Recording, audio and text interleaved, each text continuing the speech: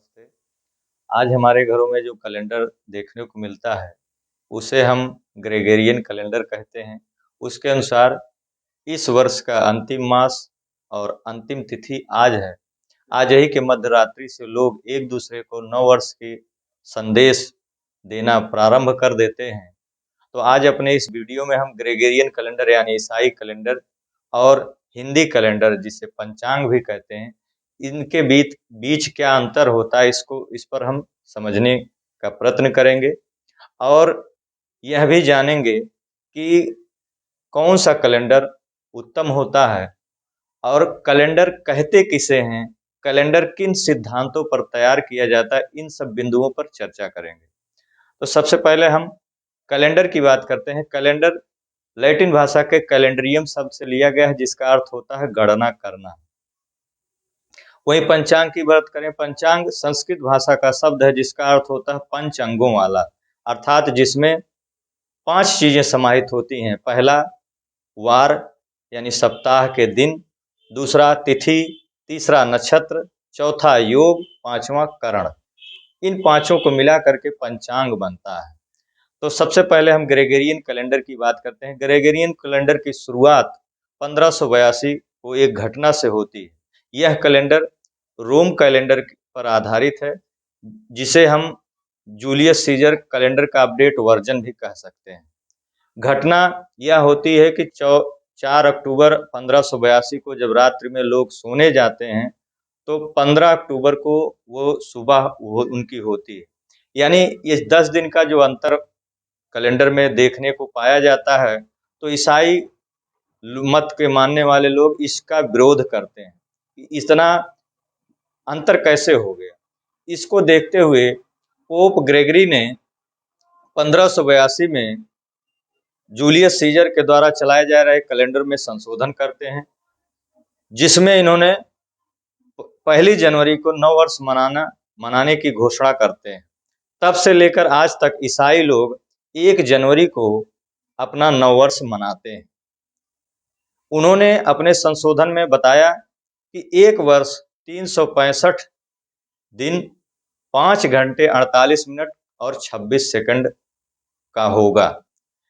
किंतु जब गणना की गई, जोड़ा गया गणना करके, तो एक उसमें थोड़ा सा मिस्टेक कर दिया गया, एक फर्क आ गया, 26 सेकंड छोड़ दिया गया। यानी 365 दिन 5 घंटा 48 मिनट और 26 सेकंड को छोड़ दिया गया, 48 मिनट को ले लिया गया। अब इसको जोड़ा जाता है तो 4 वर्ष में एक लीफ वर्ष आता है, जिसको जो 366 दिन का होता है। यह 26 सेकंड का जो फर्क आया, तो यह बढ़ते बढ़ते 4909 ईस्वी में एक दिन का फर्क हो जाएगा। यानी कैलेंडर पूर्णतः एक 366 दिन का हो जाएगा। यह विशेष रूप से ये कैलेंडर की कमी को इंगित करता है। अब हम पंचांग की बात करें। सनातन संस्कृति में काल गणना प्राचीन विधा रही है और इसमें हमारे ऋषि महर्षि काल को मापने के लिए जो विधा दी गई है, वो 5 अंगों में उन्होंने निर्धारित किया है। पहला वार, जिसमें सप्ताह के दिन, वार मतलब रविवार, सोमवार, इस तरीके से, जिसे इसीलिए इसे वार कहते हैं। दूसरा तिथि, जिसमें 2 चीजें हैं, पक्ष और मास। तिथि में पक्ष माने शुक्ल पक्ष, कृष्ण पक्ष, मास में जो हमारे 12 महीने हैं, चैत, बैसाख, ज्येष्ठ, आषाढ़, ये मास निर्धारित किए गए। तीसरा नक्षत्र, नक्षत्र यानी सौर मंडल, यानी हमारे जो तारा मंडल है, उसमें चंद्रमा का जो पथ है वो 27 भागों में निर्धारित किया गया है। एक भाग को हम नक्षत्र कहते हैं, जिसमें 13 डिग्री 20 मिनट का जो समय होता है, जो कालखंड है, उसको एक नक्षत्र के रूप में विभक्त किया गया है। यह नक्षत्र होता है। अब योग, सूर्य और चंद्रमा को जो मिला करके जो समय निर्धारित होता है, उसे योग कहते हैं।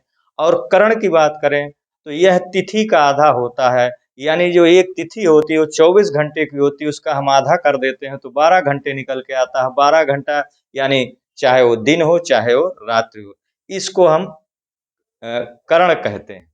अब आप स्वयं चिंतन करिए कि जो हमारे ईसाई बंधु यह नववर्ष मनाते हैं, क्या यह हमारा अपना नववर्ष है? और दूसरी बात मैं कहना चाहता हूं कि यदि हम वैज्ञानिकता के आधार पर देखें तो सबसे उत्तम कैलेंडर कौन सा है, ग्रेगोरियन कैलेंडर या वैदिक कैलेंडर जिसे हम पंचांग कहते हैं। तो मेरा आप सभी से निवेदन है कि मेरे इस वीडियो में आप स्वयं चिंतन करिए कि पंचांग सूक्ष्म से सूक्ष्म गणना करके हमें बतलाता है या ग्रेगोरियन कैलेंडर जिसमें 4909 ईस्वी में एक दिन का फर्क आ जाएगा, यह वह बतलाता है। तो आप सभी से विशेष विनती है कि यह जानकारी अगर आप लोगों को अच्छी लगी हो तो ज़्यादा से ज़्यादा लोगों तक शेयर करें, सब्सक्राइब करें, लाइक करें। धन्यवाद।